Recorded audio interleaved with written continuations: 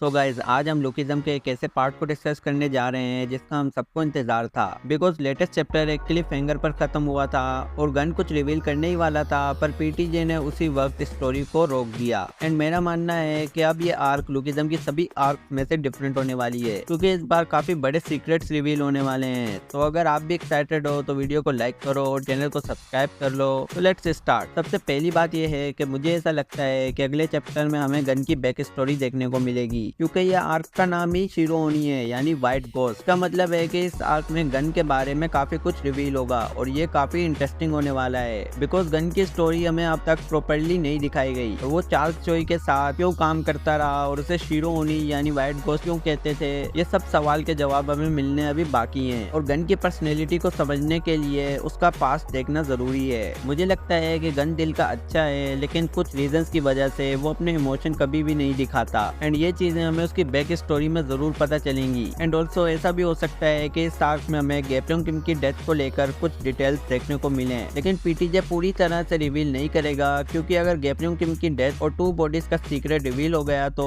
Lookism की story में twist खत्म हो जाएगा, और इसीलिए ये दोनों सीक्रेट्स पीटीजे एंड तक बचाना चाहता है। और जब ये रिवील होगा तब फाइनल वॉर का काउंटडाउन स्टार्ट हो जाएगा। और गैप्योंग किम लुकिज्म का एक सेंट्रल कैरेक्टर है, लेकिन हम अब तक उसकी मौत का राज नहीं जान पाए। शायद पीटीजे ये सब रिवील ना करे, क्योंकि अगर गैप्योंग किम की डेथ और 2 बॉडीज की मिस्ट्री अब रिवील हो गई तो स्टोरी का मेजर सस्पेंस खत्म हो जाएगा। ये दोनों सीक्रेट्स लुकिज्म की फाउंडेशन है और पीटीजे इनको एंड तक बचा कर रखना चाहता है। एंड गन के पास के साथ हमें गीटे किम को भी नहीं भूलना चाहिए। ये बंदा चलती फिरती मैयत है और इसका प्लान अभी तक हमें समझ नहीं आया कि आखिर ये बुड्ढे के मरने के बाद क्यों आया और इसका मोटिव क्या है, और ये भी एक बड़ा सवाल है। एंड जो फैंस ये कहते हैं कि गीटे किम चार्ल्स चोई की सेकंड बॉडी है, मैं उन्हें ये बोलना चाहूंगा कि ऐसा नहीं हो सकता, क्योंकि गीटे किम गैप्योंग किम का बेटा है, और अगर सेकंड बॉडी होती तो उसका पूरा पास्ट एकदम मिस्टीरियस हो जाता, जैसे बिग डैनियल या जेम्स ली का है। एंड ऑल्सो जेम्स ली का भी यही पैटर्न रहा है कि जब भी जरूरत होती है उसकी तभी वो आता है, कि जब भी जरूरत होती है उसकी तभी वो आता है। जैसे लिटिल डैनियल अपनी बिग बॉडी को तब यूज करता है जब उसे जरूरत होती है। ये हमें इस तरफ भी ले जाती है कि जेम्स ली और बुड्ढे के बीच में कोई सीक्रेट कनेक्शन तो है, लेकिन ये सब सीक्रेट्स रिवील होने तक हमें अगले चैप्टर का इंतजार करना पड़ेगा। एंड मुझे लगता है कि ये आर्क थोड़ा लंबा चलेगी और गन के पास्ट को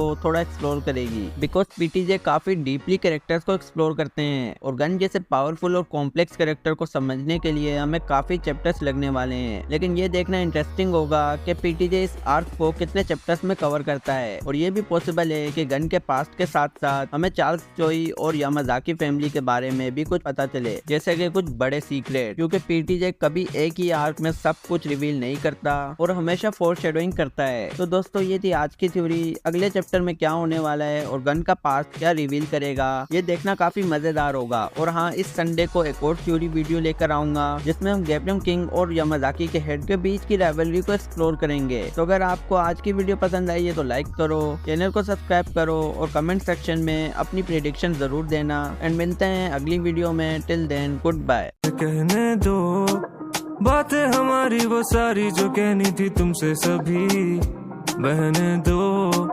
आंसू ये यादों में तेरी, क्यों ना सुनी किसी ने भी हमारी दास्तां।